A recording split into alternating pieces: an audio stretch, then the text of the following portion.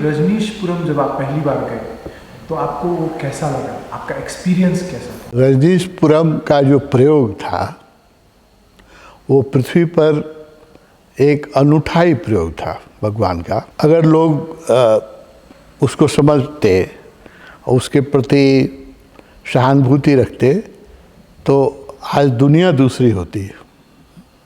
यही दुनिया नहीं होती अभी जो इतनी हिंसा हो रही है। खास करके अमेरिका में जो गन कल्चर है, बंदूक की संस्कृति है ना, सब लोग बंदूक रखते हैं और मास शूटिंग होती है हर साल।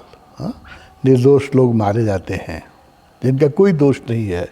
सिनेमा देख रहे हैं, थिएटर में बैठे हैं, म्यूजिक कंसर्ट सुन रहे हैं और कोई बंदूक लेके आता है और निर्दोष लोगों को मार देता है ना। एक ये जो रोग है, अगर ओशो का रजनीशपुरम प्रयोग लोग नहीं तोड़ते तो ये रोग से शायद अमेरिका मुक्त हो जाता, पश्चिमी जगत ही मुक्त हो जाता। ये बहुत बड़ा एक प्रयोग था। ये भगवान की जो धारणा है कि हम लोग कलेक्टिव लेवल पर एक जुड़े होते हैं कहीं। जैसे अब यहाँ देखोगे, हम देखते हैं जिस दिन मुझे ध्यान लग जाता है किसी कारण से, है ना, कभी कभी अचानक ध्यान लग जाता है, निर्विचार हो जाता है, तो जो भी लोग मुझसे भावनात्मक रूप से जुड़े हुए हैं उन सबको ध्यान लग जाता है। उसमें राघव एक है, बराबर कहता है ना, और भी लोग हैं। मुझे अगर अमनी दशा हो जाती है ध्यान में, कभी सुबह कभी शाम, अचानक होता है, अपने यहाँ प्रयास में तो है नहीं, कि कभी अगर अमनी दशा हो गई, नो माइंड हो गया, तो मुझसे जो लोग भावनात्मक रूप से जुड़े हैं, प्रेम से जुड़े हैं, उस सबको हो जाएगा। तो क्योंकि हम लोग एक लेवल पर, कलेक्टिव कॉन्शसनेस के लेवल पर जुड़े हुए हैं, एक ही हैं हम लोग, एक ही आत्मा है, एक ही चेतना है ना। ये शरीर अलग है और मन जो है वो सबसे ज़्यादा डिवाइडिंग फैक्टर है ना। मन ही बांटता है। और जब हम अमनी दशा में जाते हैं, नो माइंड में जाते हैं, तो डिवीज़न का लाइन ख़त्म हो जाता है। अमनी दशा जो होती है, नो माइंड का स्टेट जो है, तो बाधक तो इस दुनिया में जो भी उपद्रव है, जो भी अशांति है, जो भी दुख है, उस सब का कारण तो मन है ना। और कोई इस संसार में कोई कारण नहीं है। संसार तो स्वर्ग ही है ना। पैराडाइज परमात्मा ने बनाया है, इसको नर्क हमारा मन बनाता है। हर आदमी का मन जो है बदमाश है। वो मीरा ने कहा ना, ये मन मेरो बड़ो हरामी। तो ऐसा कोई आदमी नहीं है जिसका मन उपद्रव न करता हो। तो वैज्ञानिक प्रूफ हो गया है कि मन में जो विचार चलते हैं उसमें 80% विचार सबके निगेटिव होते हैं। 80% विचार, तो उसी से सारा उपद्रव है। और भगवान का जो प्रयोग था, अमेरिका में 2 बार ऐसा प्रयोग हुआ है, लोग भूल जाते हैं। पहले महेश योगी जी ने 93 में प्रयोग किया, जो ट्रांसडेंटल मेडिटेशन लेके गए अमेरिका में, तो उन्होंने वाशिंगटन में प्रयोग किया। 4000 ट्रांसडेंटल मेडिटेशन करने वाले लोगों को करीब 57 दिन तक एक ही जगह रख करके ध्यान कराया। 4000 लोग जब करीब 2 महीने एक ही जगह बैठ के ध्यान किए, 12 घंटा ध्यान करते थे, तो उससे वाशिंगटन पूरे म्युनिसिपल एरिया का क्राइम, अभी रिकॉर्ड है, वो तो वैज्ञानिक प्राप्त है, क्राइम रिकॉर्ड 1/3 और एवरेज में कुछ 28% घटा, कुछ 40% घटा। क्राइम रेट से एवरेज में 1/3 हो गया। सबसे बड़ा आश्चर्य तो हुआ कि ओवरऑल जो हाइपर टेंशन से लोग ग्रस्त रहते हैं, हर शहर में रहते हैं, अमेरिका DC में भी हैं, दुनिया भर में है, लोगों का ब्लड प्रेशर हाई हो गया है आजकल। तो ओवरऑल पूरे सिटी का ब्लड प्रेशर जो था, जिनको ध्यान से कुछ लेना देना नहीं, ट्रांसडेंटल मेडिटेशन से लेना देना नहीं है, सबका 5 मरकरी नीचे गिर गया। जो 130 था उनका तो 125 हो गया, 150 था 145 हो गया। इतना बड़ा प्रयोग हुआ कि अगर, क्योंकि कलेक्टिव लेवल पर हम एक हैं, और 4000 लोग जब गहन ध्यान में 2 महीने डूबे हैं, तो उसका प्रभाव पूरे शहर पर पड़ा। 2 बार ये प्रयोग हुआ, एक बार 1993 में हुआ और एक बार 2004 में हुआ ऐसा प्रयोग। और उसका यही देखा गया कि जो मर्डर रेट है, क्राइम रेट है, जो क्रिमिनल एक्ट हैं और डिप्रेशन है, वो सब लगभग 1/3 गिर जाता है। जिनका ध्यान से कुछ लेना दे नहीं उनका भी रोड एक्सीडेंट, अमेरिका में जो रोड एक्सीडेंट से सबसे ज़्यादा लोग रोड एक्सीडेंट से मरते हैं, बहुत ज़्यादा रोड एक्सीडेंट वहाँ होता है, वो रोड एक्सीडेंट भी 1/3 घट गया। पुलिस भी आश्चर्य करती है उसके लिए। तो ये तो 4000 लोगों का प्रयोग था। ओशो ने 1 लाख लोगों का सपना देखा कि 1 लाख लोग जब एक सिटी में रहेंगे, और महेश जोगी जी ने 57 दिन का प्रयोग किया। ओशो का प्रयोग तो था कि वर्षों रहेंगे। 1 लाख लोग जब एक सिटी में रहेंगे और सुबह प्रार्थना से दिनचर्या शुरू करेंगे और दिन भर ध्यान करेंगे, मंगल कल्याण की कामना करेंगे, हिंसा की कोई वासना नहीं रहेगी और लोग सुखी रहेंगे, दुखी नहीं रहेंगे, तो उसका प्रभाव सारे अमेरिका में पड़ेगा। पूरे अमेरिका में 1 लाख लोग जब ध्यान करेंगे और इनडायरेक्टली उसका प्रभाव सारे विश्व में पड़ेगा। ये एक बहुत बड़ा सपना था। अब इसको लोग नहीं समझ पाते हैं, बड़ी बातें जल्दी समझ में नहीं आती हैं। वो जो सपना तोड़ा गया, रजनीशपुरम जो टूटा, मुझे लगता है जैसे नागासाकी और हिरोशिमा पर जैसे एटम बम फेंका गया सेकेंड वर्ल्ड वॉर के टाइम में, और 2 सुंदर शहर को, निर्दोष लोगों को मार दिया। अमेरिका नहीं मारा है ना, निर्दोष लोगों को जिनका कोई दोष नहीं था, स्कूल के बच्चे, हाउसवाइफ, जो जिनका लड़ाई से कुछ लेना देना नहीं था, ऐसे लाखों लोगों को, निर्दोष लोगों को मार दिया गया। तो अगर सोचो तो ये कितना बड़ा पाप है और कितनी बड़ी दुर्घटना है ना। जापान लगभग सरेंडर करने के स्टेज में आ चुका था। एटम बम की कोई ज़रूरत नहीं थी, लड़ाई वैसे ही 15 दिन में शांत होने वाली थी, लेकिन एटम बम का प्रयोग करके देखना था। एटम बम बना था, उसका डिस्ट्रक्टिव पावर कितना है, और अपनी मिलिट्री सुपरमेसी भी दिखानी थी कि हम कितने शक्तिशाली हैं, दुनिया डरे हमसे। इसके लिए 2 बार एटम बम नागासाकी और हिरोशिमा पर डाला गया। तो वो जितनी बड़ी दुर्घटना है, मनुष्यता के सर पर वो कलंक ही रहेगी कि निर्दोष लोगों को, लाखों लोगों को कोई जाकर एटम बम गिरा दे और मार दे, जिनका कोई दोष नहीं, कुछ लेना देना नहीं है। किसान हैं वहाँ, बच्चे हैं, स्कूल के बच्चे हैं, हाउसवाइफ है, प्रिस्ट हैं, पुजारी हैं, जिनका युद्ध से कुछ लेना देना नहीं है, ऐसे लोगों को मारना। तो लोग इस पर सोचते नहीं हैं। मैं तो सोचता हूँ कि इतिहास की ये बहुत कलंकित घटना है ना, फिर ऐसी घटना नहीं दोहराए।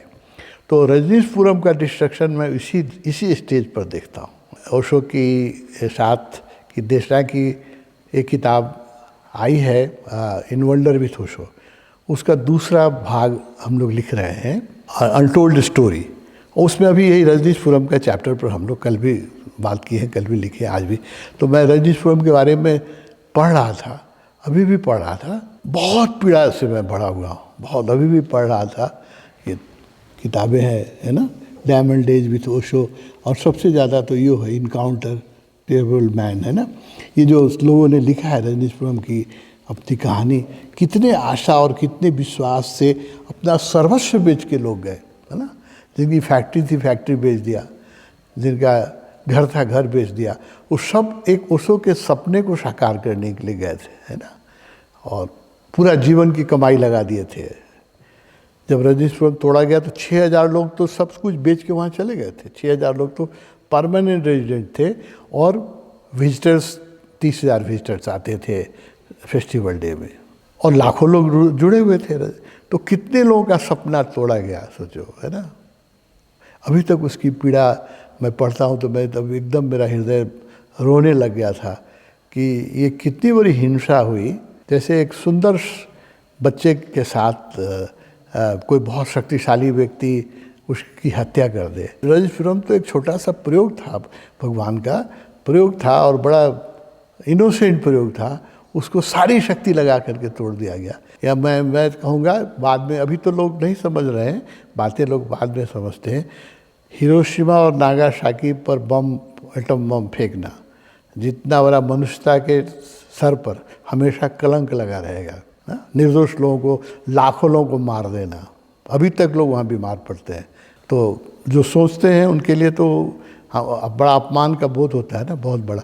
तो रजनीशपुरम की घटना नागासाकी और हिरोशिमा जैसी है। तो एक सपनों के शहर को तोड़ दिया गया बहुत बड़ी शक्ति लगा करके, और एक निर्दोष व्यक्ति को जेल में रखा गया, इतनी ताड़ना दी गई, इतना दुख दिया गया। तो रजनीशपुरम का प्रयोग जो है अब किसी की हिम्मत नहीं होगी करने की। उसके बाद मैं कई गुरुओं से मिला हूँ, सब लोगों ने कहा कि हम लोग अब अमेरिका में अस्थाई घर नहीं बनाएंगे। जैसे महेश जोगी है ना, महेश जोगी वहाँ बहुत काम किए।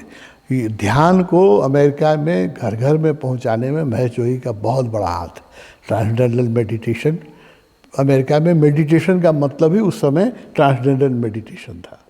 जैसे प्रभुपाद ने कीर्तन को पहुंचाया, हरे रामा हरे कृष्णा को सारे विश्व में पहुंचाया, उसे महेश जोगी का दान है ट्रांसडेंटल मेडिटेशन। लेकिन महेश जोगी भी रियलाइज़ कर गए कि अब अगर यहाँ रहूँगा तो मारा जाऊँगा। हॉलैंड में मरे, अमेरिका छोड़ के चले आए, इंडिया में आके रहे। स्वामी रामा से तो मेरी बहुत अच्छी बात हुई थी। उनका भी पेंसिल्वेनिया में बहुत बड़ा आश्रम है, बहुत काम किया है उन्होंने अमेरिका में। जब मैंने उनसे मिला तो मैंने उनसे पूछा कि आप क्यों आ गए छोड़ के नेपाल आके? नेपाल चाहते थे, नेपाल नहीं हो सका, तो फिर हरिद्वार में बनाया उन्होंने बहुत बड़ा मेडिकल यूनिवर्सिटी। तो मैं उनसे बहुत निकट था, तो मैंने उनसे पूछा कि आपका तो इतना शानदार आश्रम है पेंसिल्वेनिया, मैं गया हूँ उस आश्रम में, वो भी एक छोटा रजनीशपुरम ही है, स्मॉल रजनीशपुरम है छोटा। तो उन्होंने यही कहा कि रजनीश जी के साथ जो दुर्व्यवहार हुआ अमेरिका से, उससे हम लोगों को सबको शिक्षा लेनी चाहिए। सेकुलरिज्म है वो सिर्फ कॉन्स्टिट्यूशन में लिखा हुआ है, आदमी का माइंड फ्रेम कहीं भी सेकुलर नहीं है। मैं भी सारी दुनिया में घूमता हूँ, मेरा ही स्टेटमेंट है, मैं देखा हूँ, मैंने स्वामी रामा को भी मैंने ही कहा था, ये जो है धर्मनिरपेक्षता ये हर जगह के कानून में लिख दिया गया है, बहुत देशों के कानून। बहुत देश तो अभी भी इस्लामिक हैं या क्रिश्चियन हैं, कुछ देश, बहुत सारे देश ने प्रोग्रेसिवली होकर के लिख दिया है कॉन्स्टिट्यूशन में धर्मनिरपेक्षता। तो वो किताब में ही सिर्फ लिखा हुआ है, व्यवहार में धर्मनिरपेक्ष देश बहुत कम है, देखने में नहीं मिलता है ना। तो इसलिए सब गुरु भागे। रजनीशपुरम के टूटने के बाद किसी भी पूर्वीय गुरु की हिम्मत नहीं है कि अमेरिका में बड़ा आश्रम बनाएं और रहें ना, वो सब लोग लड़ गए।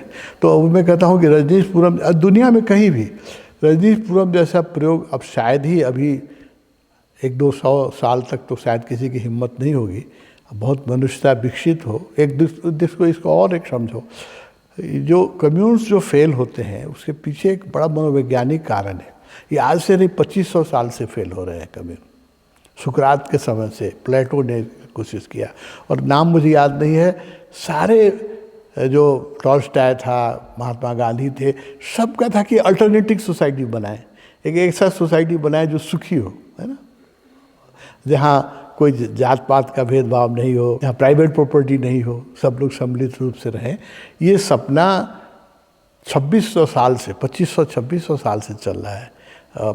भगवान बुद्ध ने भी जो अपने मॉनेस्ट्री बनाए थे, जो संघ बनाए थे, वो यही ऐसा ही था, किसी की व्यक्तिगत प्रॉपर्टी नहीं थी, सब लोग रहते थे।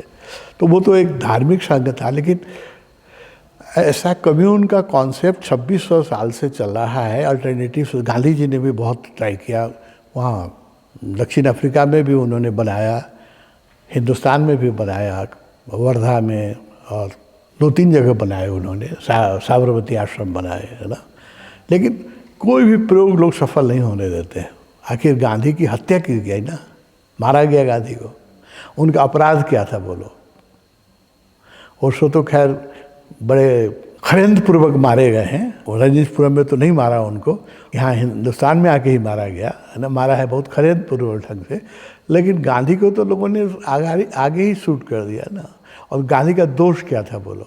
क्या किसी की हिंसा करते थे, किसी का विरोध कर, वो तो एक अहिंसक व्यक्ति थे। लेकिन जो भी व्यक्ति इस संसार को सुंदर बनाना चाहेगा, उनका दोष यही था, हिंदू मुस्लिम के बीच में वो वैमनस्य हटाना चाहते थे, लोगों को राजनीति में धर्म लाना चाहते थे, है ना, रिलीजियस बनाना चाहते थे पॉलिटिक्स। सुकरात को मारा लोगों ने, सरमत को मारा, मंसूर को मारा, है ना। तो इसको समझो, उसको भी मारा। अब किसी की हिम्मत नहीं होगी दुनिया में रजनीशपुरम बनाने की, मतलब बिग सिटीज़ बनाने की। अब किसी भी इनलाइटेंड व्यक्ति को हिम्मत नहीं होगी, कम से कम 100 साल तक, जब तक मनुष्यता थोड़ी सेकुलर नहीं हो जाते। अभी मनुष्य का मन माइंड फ्रेम सेकुलर नहीं हुआ है, कॉन्स्टिट्यूशन खाली सेकुलर हो गया है। कॉन्स्टिट्यूशन में तो लिख दिया है ना, अमेरिका में लिख दिया कोई ब्लैक एंड वाइट के अंदर वेद, कोई भी वेद नहीं, लेकिन आज भी ब्लैक मारे जाते हैं, आज भी ब्लैक के साथ विरोध होता है। अभी भी एक ब्लैक को गर्दन घाट के पुलिस ने मार दिया ना।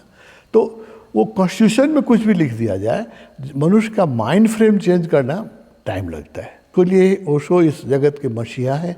वो चाहते थे कि लोगों का माइंड फ्रेम चेंज हो, लोग सचमुच में सेकुलर बने। धर्म जो है व्यक्ति का रुझान हो, कोई सामूहिक ध्यान, और उसके लिए कोई फैनेटिकिज्म हो कि मेरा धर्म बड़ा है, मेरे धर्म में सबसे ज़्यादा लोग मानते हैं, और उसका प्रचार हो। ओशो को अगर सक्सेसफुल होने दिया जाए तो ये दुनिया से मिशनरी ख़त्म हो जाएगी। ये धर्म का प्रचार ना जो है ना, मेरे कन्वर्शन, जो हिंदू को क्रिश्चियन बनाना है, क्रिश्चियन को मुसलमान बनाना है, मुसलमान को हिंदू ये जो आदमी का अहंकार है, अभी भी कन्वर्सन हो रहा है, सारी दुनिया में हो रहा है।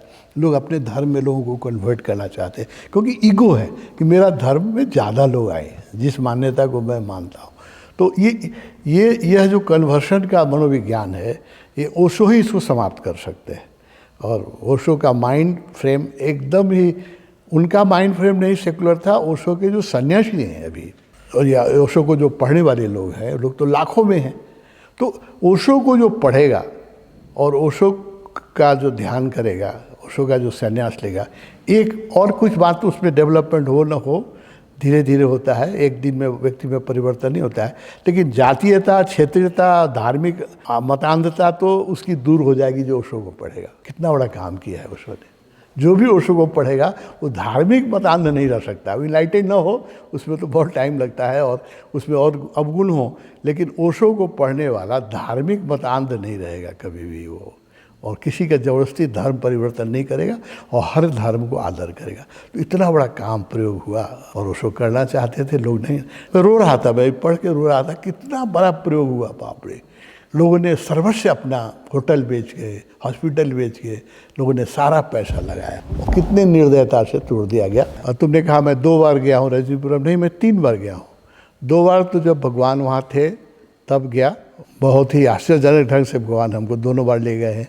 कुछ भी नहीं था, फिर भी सिर्फ भगवान की शक्ति से मैं पहुँच गया वहाँ पहली बार। दूसरी बार गया 85 में, 83 में गया, 85 में गया, और तीसरी बार मैं गया अमेरिका में शिविर ले रहा था 2009 में या 10 में, मुझे एग्जैक्ट ईयर याद नहीं है, जब रजिस्टर तोड़ दिया गया था। फिर भी गया वहाँ, 3 बार मैं गया हूँ। तीसरे बार जाने पर बड़ी पीड़ा हुई। जिस ध्यान कक्ष में 35,000 लोग ध्यान करते थे, इतना बड़ा ध्यान कक्ष था, है ना, वो एक्सपैंड हो रहा था। उसका ओशो की देशना थी एक्सपेंडेबल मेडिटेशन हॉल, कि जब 1 लाख लोग आ जाएंगे तो 1 लाख लोग भी हट जाएँ ना। ऐसी इंजीनियरिंग थी कि जितने लोग आते थे उतना एक्सपेंड कर दिया जाता था मेडिटेशन हॉल को, एक्सटेंड। तो 35,000 लोग तो ध्यान करते थे वहाँ, 30,000 लोग लास्ट सेलिब्रेशन में आ गए थे, और 5-6,000 लोग वहाँ रहते थे परमानेंट। तो सोचो 36,000 लोग एक जगह ध्यान करेंगे तो कितनी एनर्जी बनेगी। और उसमें बहुत सारे इनलाइटेड लोग थे, सत्य ओशो इनलाइटेड थे, और ओशो के साथ बहुत सारे लोग इनलाइटेड हो गए थे वहाँ। तो वो लोग बैठ के ध्यान करें तो उसका प्रभाव कैसा होता है तुम कल्पना नहीं कर सकते हो। तो वो एनर्जी अभी भी है वहाँ रजनीशपुरम में। हालांकि लोग इतने मतांध हैं कि एनर्जी को पूरी तोड़ने की चेष्टा की है। भगवान के घर में सबसे ज़्यादा एनर्जी था, लाओत्से हाउस को आग लगा दिया। यहाँ पूना में भी जिस मार्बल पर भगवान बैठते थे पोडियम में, उसमें बहुत एनर्जी थी, तो मार्बल को चीजल करके बेच दिया, है ना। भगवान की पिक्चर से एनर्जी निकलती तो पिक्चर निकाल दिया, समाधि पर एनर्जी तो समाधि तोड़ दिया, है ना।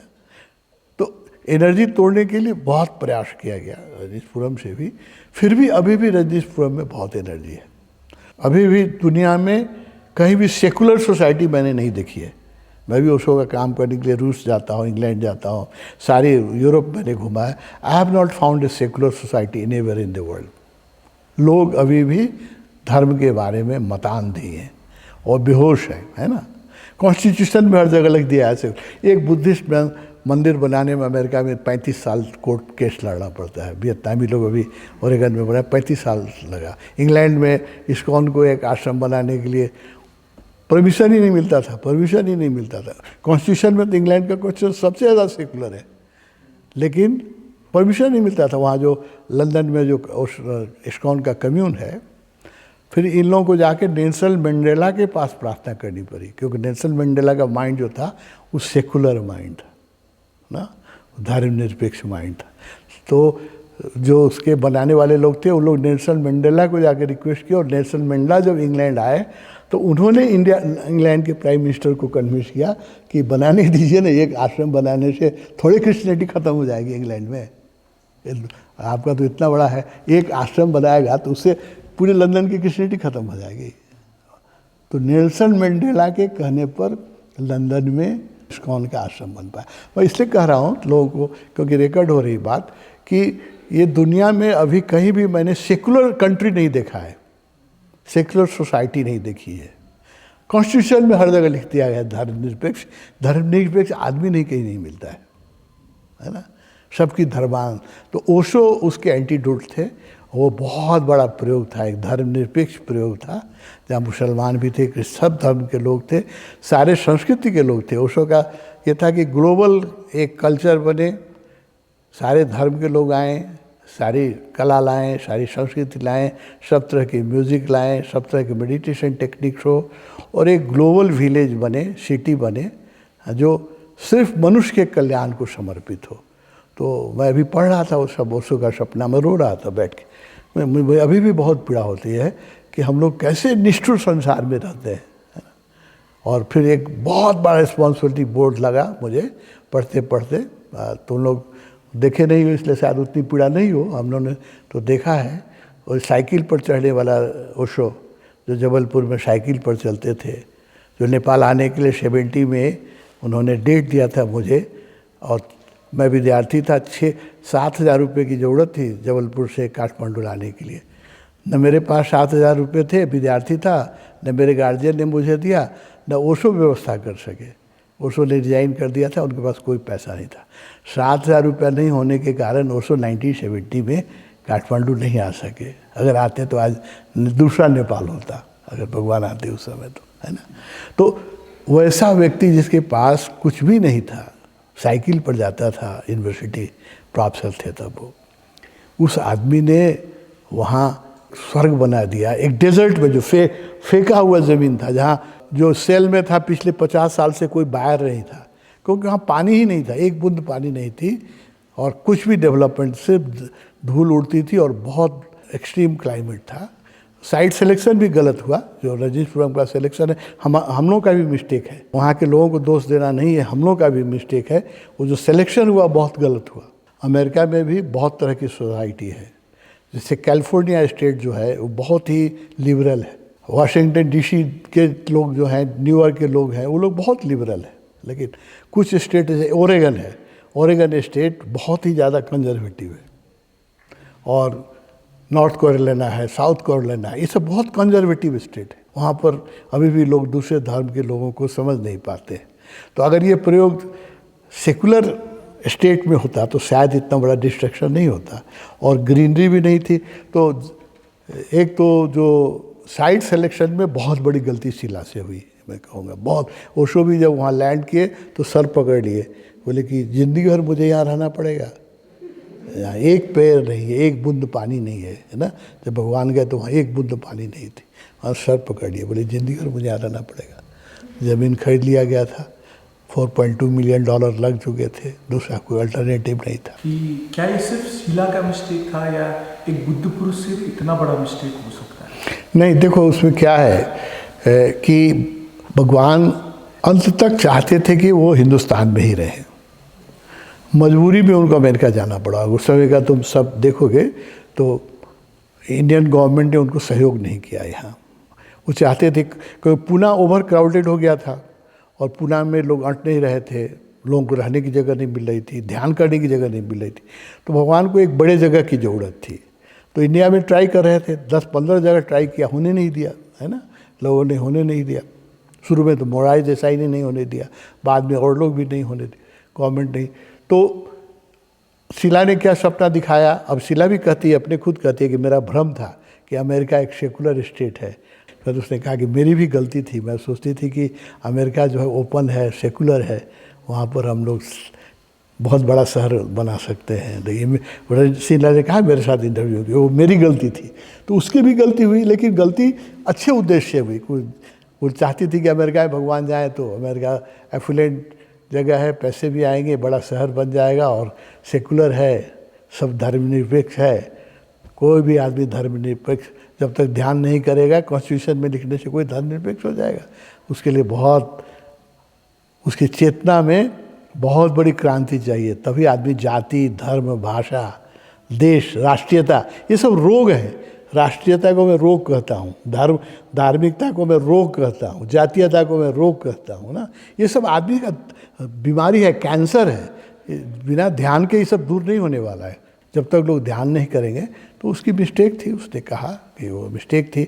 और वहाँ जब भगवान जब नहीं हो पा रहा था, जून में भगवान पहुँचे, तो भगवान ने कहा कि अब मैं इंडिया लौट जाऊँगा। उनको इंडिया लौटने की इच्छा थी। उन्होंने कहा कि मैं, तुम्हारे जगह भी नहीं हो रही है, 2 महीना हो गया।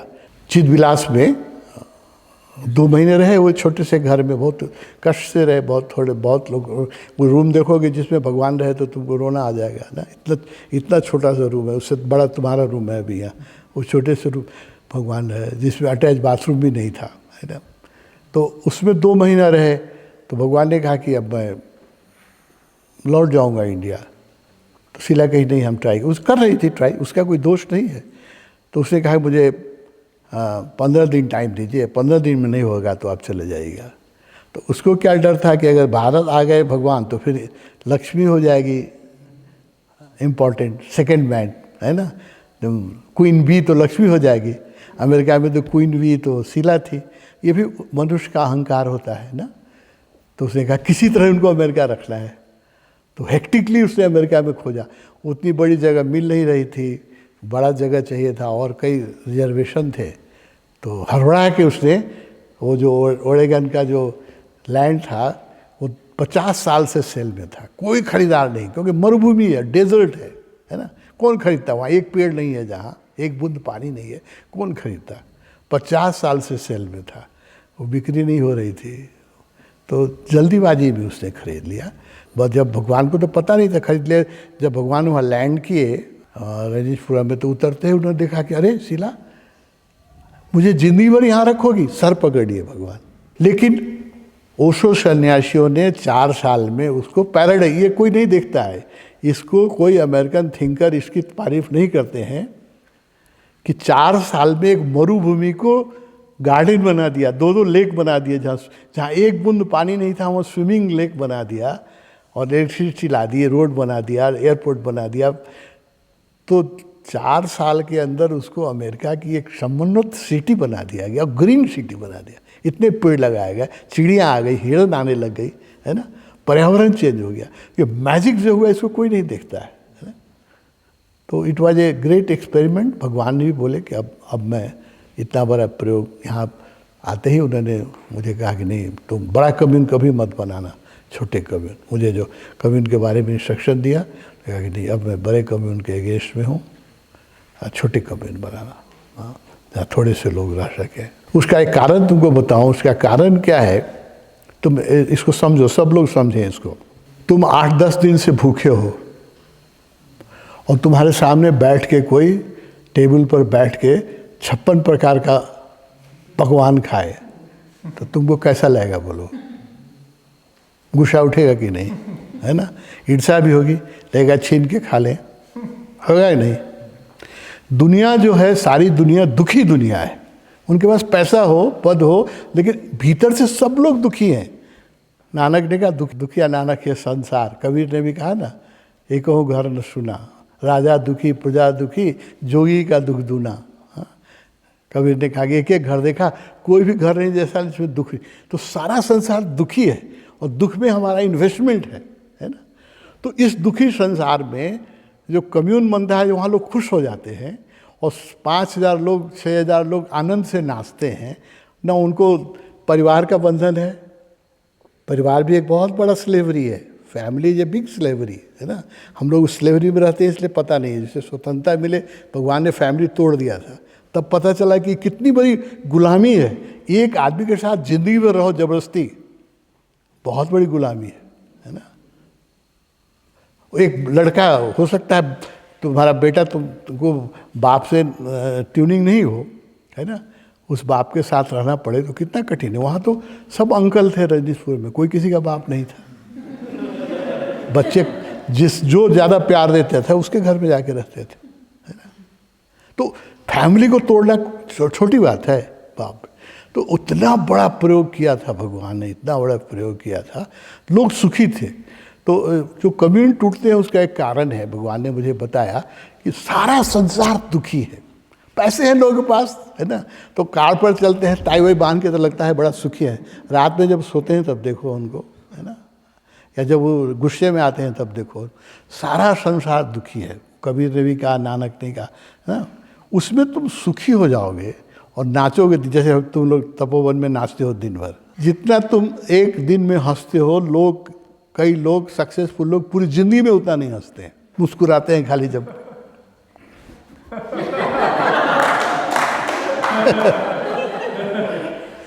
तो जो दुखी लोग हैं वो कैसे बर्दाश्त करेंगे? कोई आदमी वो ऑफिस भी नहीं जाता है, उस कार भी नहीं है, उसके पास लाल पुर्जा भी नहीं है, और खुशी है हमारे पास लाल पुर्जा भी है, बैंक में इतना रुपया है, और जॉब भी है, और एक से एक कपड़े हैं, टाई है, गाड़ी है, फिर भी हम दुखी हैं। साइकोलॉजी ये है कि दुखी आदमी भूखा खाने वाले को देखेगा तो कैसा गुस्सा उठेगा। तो कम्यून्स के बारे में दुखी लोग नाराज हो जाते हैं। इसीलिए सुकरात से लेकर के गांधी तक की कम्यून जो टूटे ना, गांधी ने दक्षिण अफ्रीका में बहुत बड़ा प्रयोग किया था, टॉलस्टॉय के नाम पर टॉलस्टॉय कम्यून खोला था, तोड़ दिया गया। टॉलस्टॉय खुद चाहते थे कम्यून बनाना, तो ओशो ने बना दिया था, तोड़ दिया गया। ये पढ़ के मुझे लगा कि हम लोगों के ऊपर कितनी बड़ी रिस्पॉन्सिबिलिटी है। मैं तो बहुत रोया हूँ आज, बहुत मैं रिस्पॉन्सिबिलिटी फील कर रहा हूँ कि मेरा ड्यूटी क्या है, इस कम्यून को बचाना। यहाँ भी लोग सुखी हो गए हैं। जब लोग सुखी हो जाएंगे तो दुखी लोगों के लिए वो आँख के किरकिरी हो जाते हैं, और इनडायरेक्टली उसमें तुम दोष निकालना शुरू कर दोगे। जैसे बहुत गरीब लोगों के बीच में एक धनी हो जाए तो सबको उससे ईर्ष्या होगी कि नहीं? समझो इस बात को। पूरा देश गरीब हो और एक आदमी अरबपति हो जाए, सबको उसको ईर्ष्या होगी कि नहीं? तो सारे दुखिया संसार में तुम सुबह से शाम तक नाचोगे और खाओगे और गाओगे और जोक करोगे और प्रेम करोगे और हंसोगे, लोग नाराज नहीं होंगे। इसलिए कम्यून टूट जाता है।